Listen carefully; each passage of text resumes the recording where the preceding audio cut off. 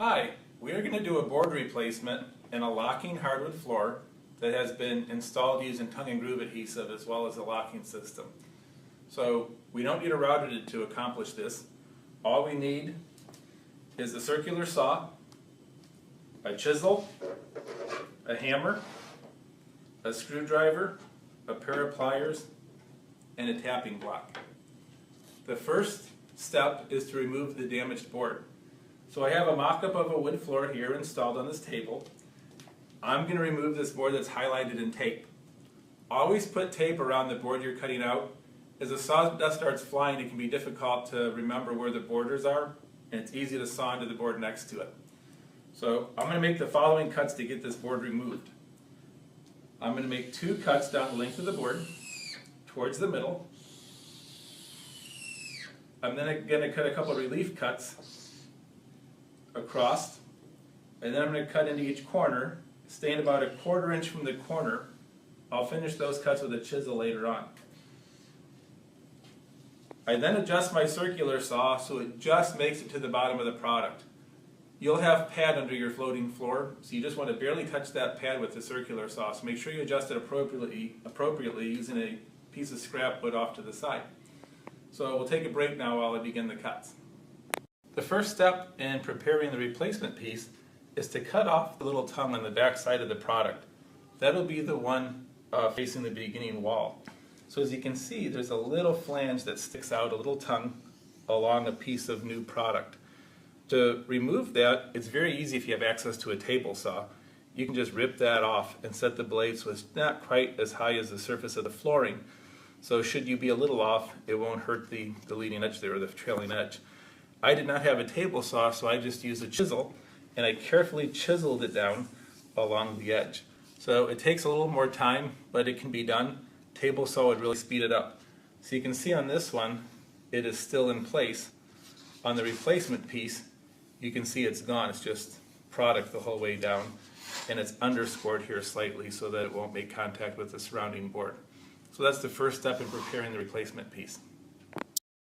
Okay, we're going to start the cuts. We have the saw adjusted to barely make it through the 3/8 product. I'm going to plunge cut and then follow my line down to the other side, staying about 1/4 to 1/8 of an inch away from the end seams.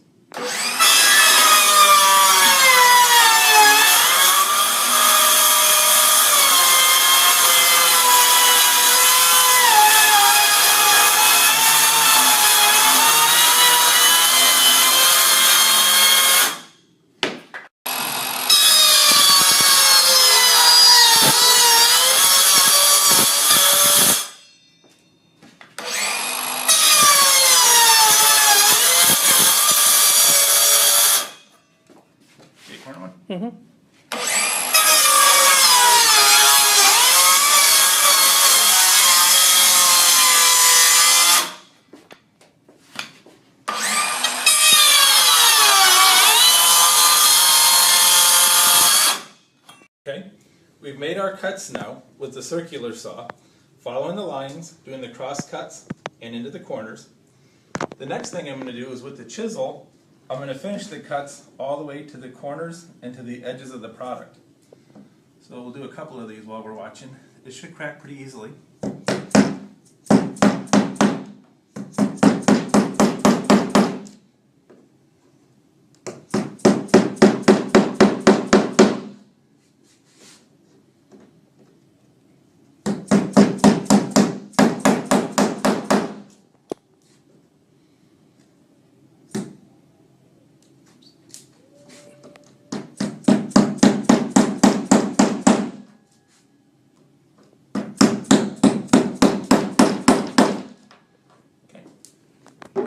Part is to take the chisel and the hammer and to remove the center portion of the floor here. It should be rather easy, and if you have the depth correct on your circular saw, it should come out very simply.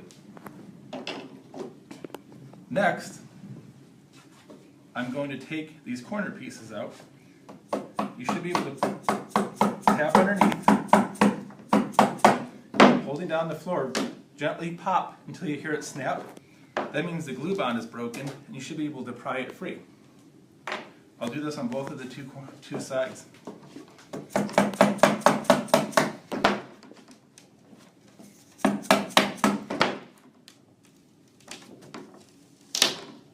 crack, then you can pull it free.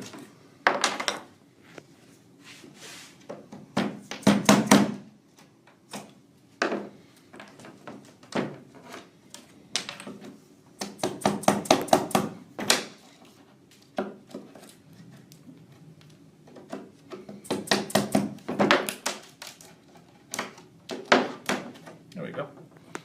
Now I'm going to vacuum up the sawdust and do the long portions. Okay, I pried up the first long side. It worked the same as the short sides. You hear it click and it comes free. You'll see some residue inside. The little lip on the locking system here will take.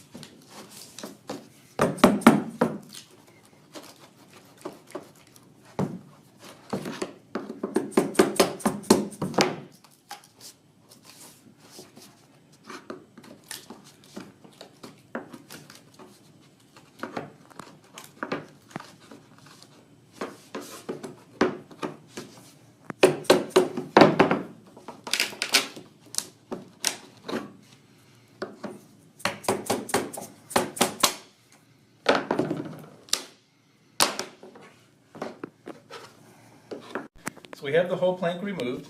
You notice when I was taking out this one section it was difficult. I actually got it under the subfloor a little bit and that was causing it to not come up. So be careful to only have it under the flooring and don't go into the subfloor.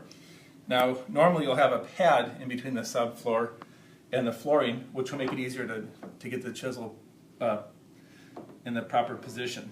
Now what I'm going to do is I've taken a replacement piece. I've cut it to length with a miter box. So it's square on one side.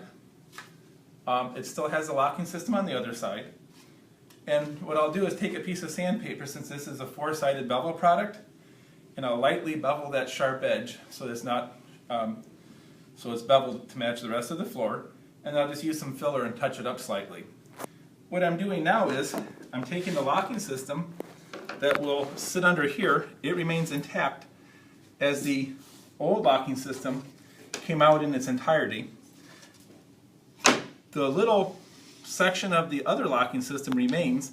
So what I'll do is, to prepare the board, I'll take a chisel and take off that bottom lip of the locking system. That way it can sit directly on top of the old locking system and not cause any height differential. Take your time to do this very accurately, because that's going to be key to a proper fit of the new replacement board.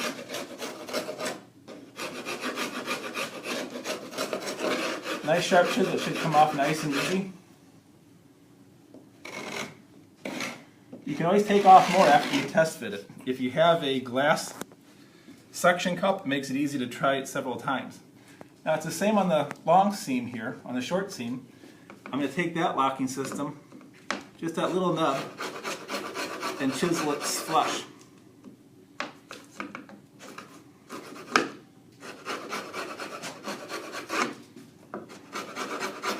There. Now I'm going to clean up a little bit and then we'll test fit it. Okay, we have our board prepped. We test fit it to make sure it works. Now we're going to glue it in place. You will notice I cut the board slightly undersized, so be very careful when you're cutting it to get it very accurate. I had a gentleman out back here at Florstar cut it for me, and he cut it right on the line. I should have left the line, it would have fit perfect, but you'll see it still fits very well, and I could disguise it on a job site with filler pretty easy. It'd be easier just to make it about a 32nd of an inch longer. So now I'm going to put adhesive on the leading edge here and on these edges.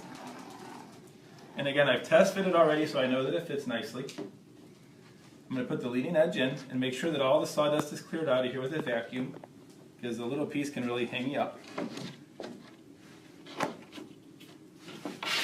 Tap it in nice and tight, and then start working it down slowly.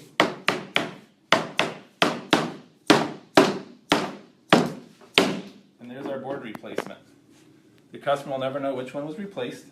You want to weight this leading edge down, or the back edge. The leading edge is intact because it's underneath. Put a little weight on this back edge until the glue hardens, and then it'll be there forever. Thank you.